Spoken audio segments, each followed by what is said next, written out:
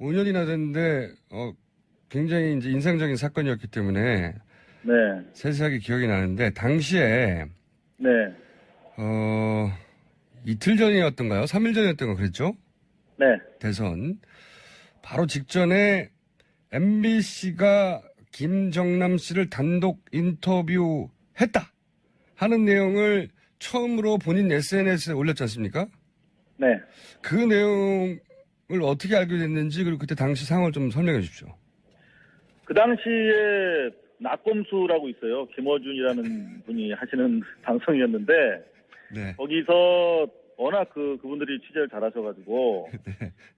대선 기간 중에 김정남이 한국 또는 제3세계로 망명할 가능성이 있다. 네. 그리고 그게 대선 과정에 당시 NLL 광풍이 불고 있었는데 네네. 그 광풍과 맞물리면서 네. 그야말로 여권 주자를 돕는 그런 공작 차원에서 진행될 가능성이 있다. 이런 취지로 보도하셨잖아요. 그거를 뭐 한 달 전부터 떠들었죠. 예. 예. 네. 그래서 깊은 감화를 제가 받아가지고 예. 취재를 하셨군요. 그렇다면은 당시에 미디어 세트, 언론 지형을 봤을 때 정부 입장에서 만약에 이런 공작이 사실이라면 대단히 보안도 중요하고 그렇죠. 손발이 잘 맞아야 될 거 아닙니까? 그렇죠.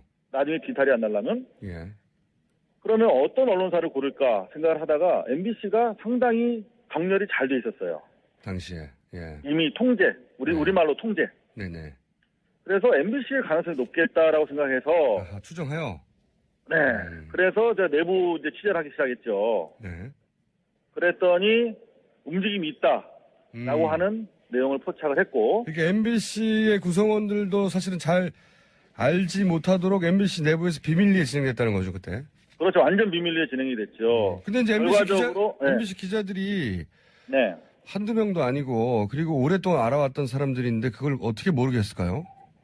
그거 모르게 할 수 있죠. 그래서 이를테면 국내에서 파견을 하면 네. 이게 문제가 되잖아요. 네. 국내에서 움직이려면은 이게 동선이 파악이 다 됩니다. 그러니까 방콕 특파원을 꼭 집어서 보내는 거죠. 아, 해외에 이미 나가 있던 특파원을. 그렇죠. 그러면은 위 채널부터 국제부장부터 특파원 이렇게 간단하게 연결되니까. 그래서 실제로 이름이 좀 그렇습니다. 허무호 특파원이라고 있습니다. 네. 허무회가 아니라 허무호 특파원인데 방콕에 그때 나가 있던 특파원이에요. 네. 그분이 방콕에 있다 갑자기 말레이시아로 날아가죠. 그래서 전격적으로 인터뷰가 이루어지게 됩니다. 근데 그렇게 꽁꽁 숨긴 것을 이상원 기자는 당시에 어떻게 알아내신 겁니까? 누굴 때리신 거예요? 당시에는 얘기할 수 없었지만, 네. 충분한 움직임이 있었고, 그리고 내부 제보자가 있었어요. 근데 그분이 혹시라도 피해를 입을까봐, 네. 해고되면서도 안 밝혔죠. 아, 이미 해고되신 분이고? 제가 해고되면서까지 안 밝혔어요. 본인 자랑이군요. 네, 아름다운 얘기였습니다. 네, 취재원을 보호했다는. 네네. 근데 당시 MBC에서는 그것을 초기에 이제 이상호 기자가 트윗으로 취재했다고 한다라고 얘기하니까. 네. 김정남 단독 인터뷰 이야기는 사실 무근이라고 뉴스에서까지 얘기를 했어요. 네, 한 서너 번 뉴스 보도를 했죠. 네, 사실 무근이라고. 최초의 일보는 제가 낙검수에 이런 보도가 있는데 MBC가 그걸 추진하고 있다라고 보도를 했고 예. 나중에 이제 트윗을 통해서 방송이 임박하다라고 이제 한 서너 차례 트윗을 계속 날렸었죠. 그렇죠. 그 초기에는 부인했으나 나중에 네. 알고 봤더니 실제 만나긴 만났어요. 인터뷰 하긴 했어요. 그죠? 그러니까 나중에도 인터뷰를 하지는 않았다고 계속 지금 주장하고 있어요. 왜 그러냐면 네. 말레이시아 호텔에서 10분간 만났다. 10분간만 만났다. 네, 10분간 대화를 나눴다. 네. 근데 인터뷰한 건 아니다. 라고 주장을 하고 있어요. 사교했나 보죠, 사교. 그거 사교한 거지, 사교. 근데, 네. 제가 내부적으로 확인한 결과, 네. 당시에 제일 이슈가 되는 건 두 가지였습니다. 하나는 망명할 거냐, 안 할 거냐. 그렇죠. 망명설이 네. 그때 있었죠. 두 번째는 NLL 광풍과 관련해서, 네. 노무현 지난 대통령께서 북한에서 혹시 관련한 발언을 한 게 있느냐. 네. 두 가지가 메인 이슈였거든요. 그렇죠. 근데 예. 둘 다 물어봤다는 거예요. 물어봤다. 예. 네, 근데 입맛에 맞는 얘기 안 나온 거죠. 제 판단으로는. 아하. 거기서부터 그래서- 물어본 것까지는 팩트고, 답변이 원하는 답변이 안 나왔다는 추정이신 거죠. 예. 그렇죠. NLL과 관련해서는 들은 바 없다라고 답변을 했다는 거예요. 그래서 뉴스 가치가 떨어져서 보도하지 않았을 수 있다. 그래서 저는 그렇게 보는 것인데. 또 하나의 가능성은 왜냐하면 그 김정남 같은 그 뉴스의 인물은 목격한 자체가 기사입니다. 아니 만나서 인터뷰한 자체가 기사죠. 아니 인터뷰 안 해도 돼요. 그냥 김정남 보기만 해도 기사예요. 실제로 맞습니다. 그 일이 있고 나서 1년 뒤인 2014년 1월 12일 날 요미우리 신문이 보도해요. 말레이시아에서 밥 먹는 거 목격됐다고. 맞아요. 기억납니다. 직접 본 것도 아니야. 요미우리가 본 거야. 예. 근데 그걸 가지고 MBC는 대서 특필을 했어요. 리포트를 하고 난리를 그런데 쳤어요. 본인 본사의 본 것도 방콕 아니고. 특파원에 가서 10분 동안 인터뷰를 했는데 원하는 답변이 안 나와서 보도를 안 한다는 게 말이 됩니까? 그렇죠. 월드와이드 스쿱이지, 스쿱. 단독 보도죠. 말도 안 되는 거죠. 말이 안 되는 겁니다. 예. 이거는 전 세계가 받아주는 뉴스입니다. 이 정도 뉴스는. 그렇죠. 근데 이제 원하는 보도 답변. 안 한 이유가 뭐냐? 네네. 라고 했을 때 그렇다면 자기들이 기대했던 답변이 나오지 않았기 때문 아니겠느냐라고 추론할 수밖에 없는 것이죠. 그 추론도 합리적이고요. 또 하나는 이미 이렇게 폭로되어서 네. 어떤 뉴스가 나오더라도 그것이 일종의 공작 아니냐고 하는 역풍도 그래서 가능할 상황이었기 때문에 워낙 민감한 때여서 그게 이제 플러스 마이너스 계산했더니 그다지 플러스 아니어서 접었을 수도 있죠. 워낙 이 이상호 기자의 그 트윗이 강력한 반향을 불러일으켰거든요. 사실이다 아니다부터 시작해가지고. 사실 허무호 특파원 얘기도 네. 자기가 김정남 씨를 만났더니 제가 이걸 트윗을 통해서 내부 폭로를 한 것을 이미 알고 있더라.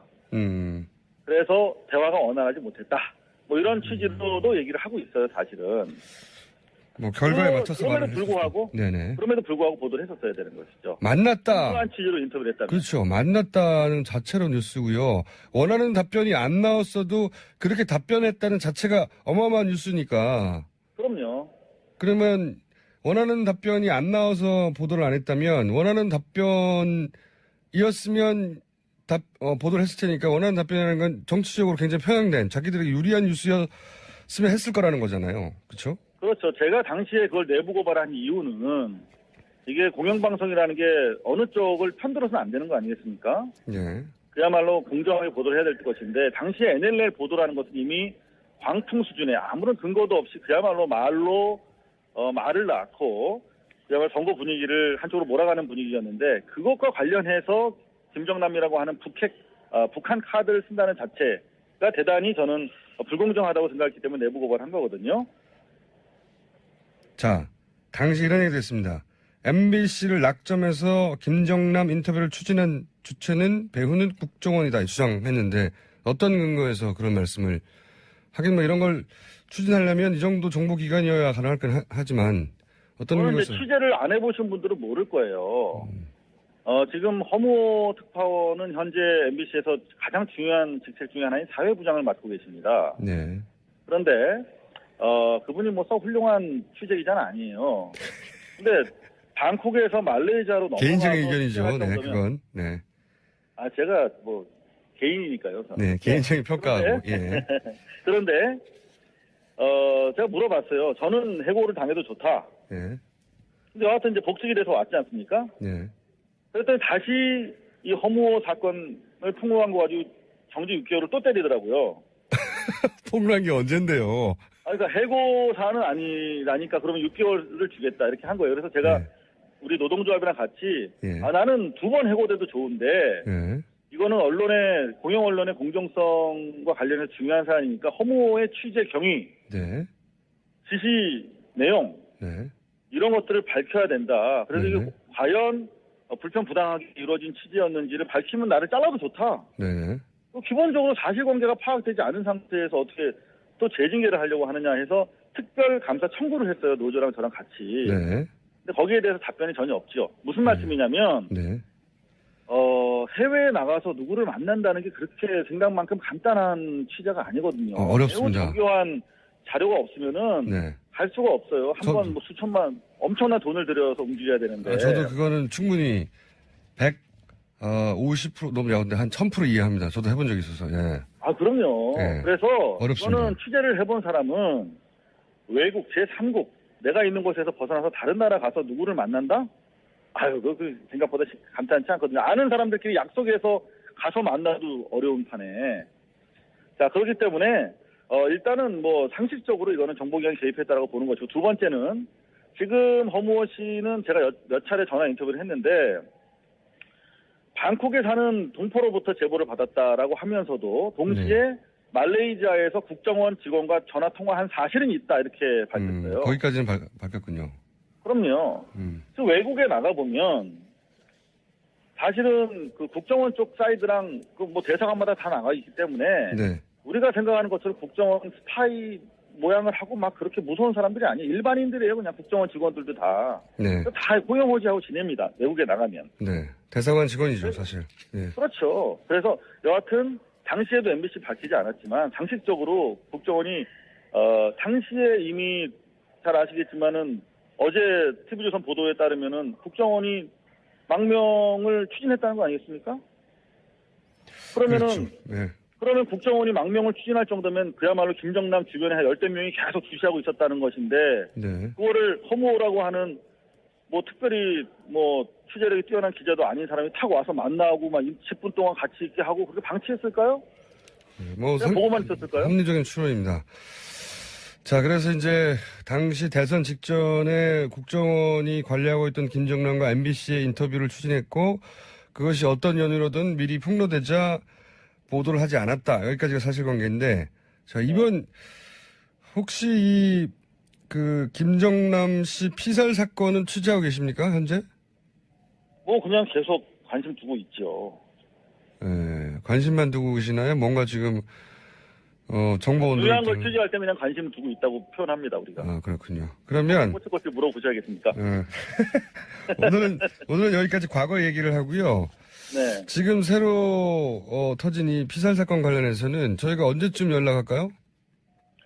일단 그거는 시간이 좀 걸릴 수도 있을 것 같아요. 다만 중요한 것은 네.